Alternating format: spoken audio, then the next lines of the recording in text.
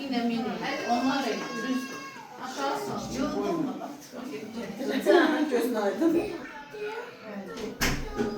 Kaç para bak. Sen de geç.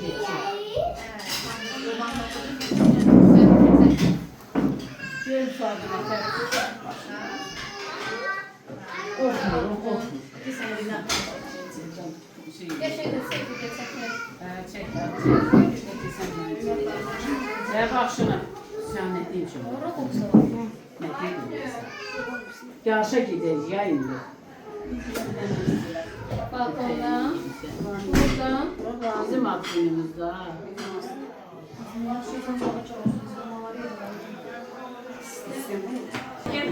Ya sen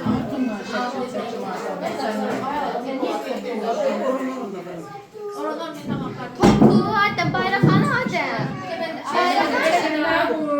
Hadi bayrak. Bak görün bagan ayıp şeyler. Ay Allah. Vallahi maşallah. Allah bizi ne kadar sevdi. Buraya bak. Gör de paparazzi oldu. Hara bak sen bir gözünü düz.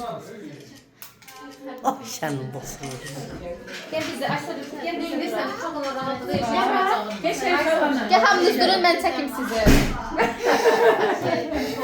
Aynı bir şey işte. Arkala gel. Arkala sen de gel.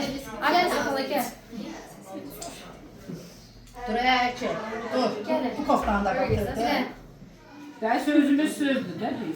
Ay öyle durmayın da biraz bu tarafa gel. Kızım sen de gel. Ben balam sen de gel. Yok şunu da getirebilir de. İstersen yollayasın, İsterdekiler yollayasın. Ya.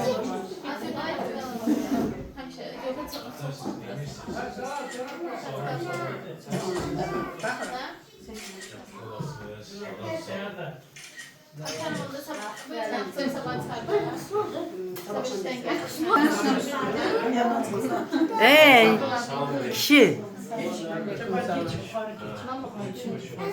Ne bu? Sen paparazzi gelebilirsen ben yok.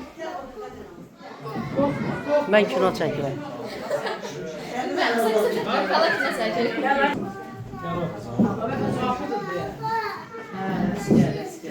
Restorana göndermiş.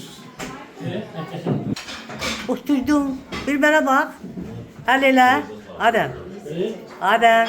El ile. El ile. Ay sağ ol. Tablet çağında gördün mü? Maşallah. Ha bu şeyler zaten gelmiş ne? Kurla. Sonra da. Kim geldi Adem? Ver çizgi. Asker gel. Görsen. Yak koyun. Ben tarafım. Köyüne götür. Ve Emin orada. Emin Cami. Ne? Emin orada. Yok canım.